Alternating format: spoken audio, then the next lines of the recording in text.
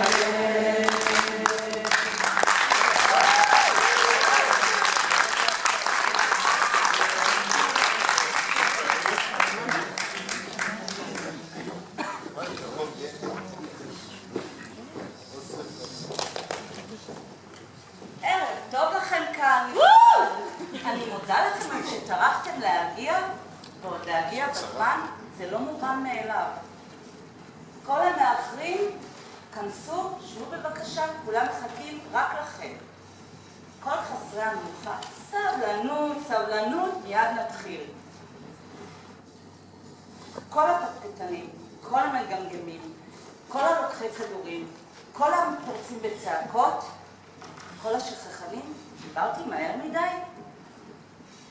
ערב טוב לכיתה הגדולה שלי. ערב טוב לגבר עם הרגל המקפצת. ערב טוב לך, הנערה שם בפינה החשוכה עם האצבע המתופפת. ברוכים הבאים, ברוכות הבאות, ברוכות הבעיות. יש כאן מישהו שסובל מהפרעות קשב? חוסר בריכוז? לקויות למידה למיניהן? הרבה אנשים חושבים שזה תירוץ, המצאה של עצלנים. היום אנחנו ננסה להבין יחדיו כיצד זה מרגיש. מרגיש, רגש, מילה מוזרה כזאת, נכון? בערב זה נחווה ערב מלא רגשות. רגשות של כעס ושמחה, רגשות של עצב וצחוק, והכי הרבה, ערב מלא הנאה.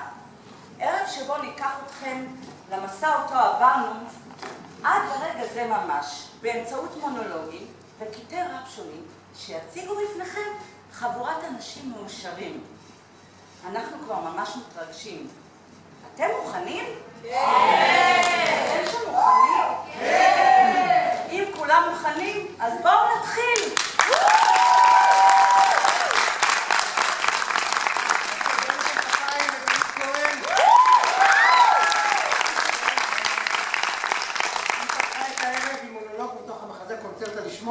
שמדבר בעצם על ילדים שזקוקים עם הפרעות קשב וריכוז, וזה היה המונולוג שלה, תודה. יהודית גרוספלד, והיא עושה מונולוג מתוך המחזה ליסיסטרטה.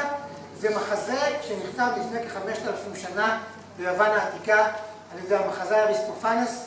המחזה מדבר על שביתת מין שעושות נשים על מנת שהגברים יפסיקו את המלחמות. פה אנחנו במונולוג הסיום של ליסיסטרטה, שהיא פונה למפקדי צבאות ספרטה ואתונה ואומרת את דברה. אני מציע לכולנו לקחת אותה ברצינות. יהודית.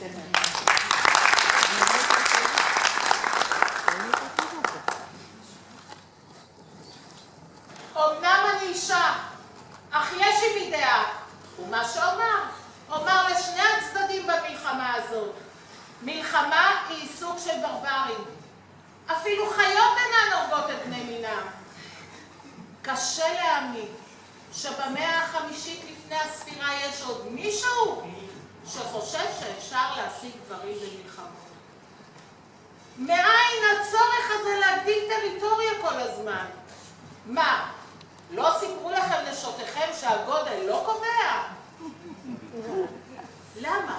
רצח אחד הופך אדם לרוצח, ועל 1,000 רציחות מקבלים מדליה. למה? אנחנו צריכים לשלוט על מישהו בשביל להרגיש גדולים.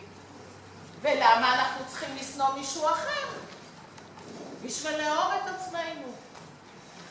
איך ייתכן שמדינה נאורה כמו אתונה, שהמציאה את תרבות השפה והוויכוח, שהוציאה מתוכה משוררים, ציירים, פסלים, מחזאים ופילוסופים, נותנת רישיון ליצרים הנמוכים ביותר.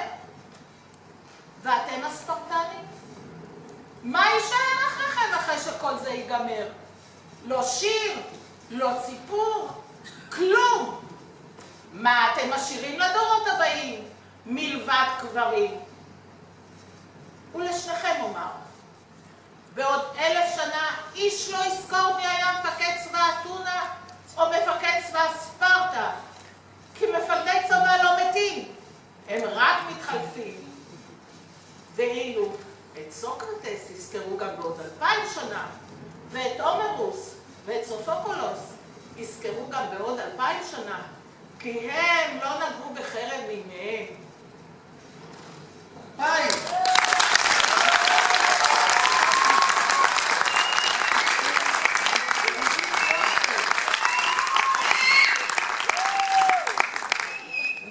עכשיו, ככה, בתחילת מה שנקרא מפנה המאות, בין מה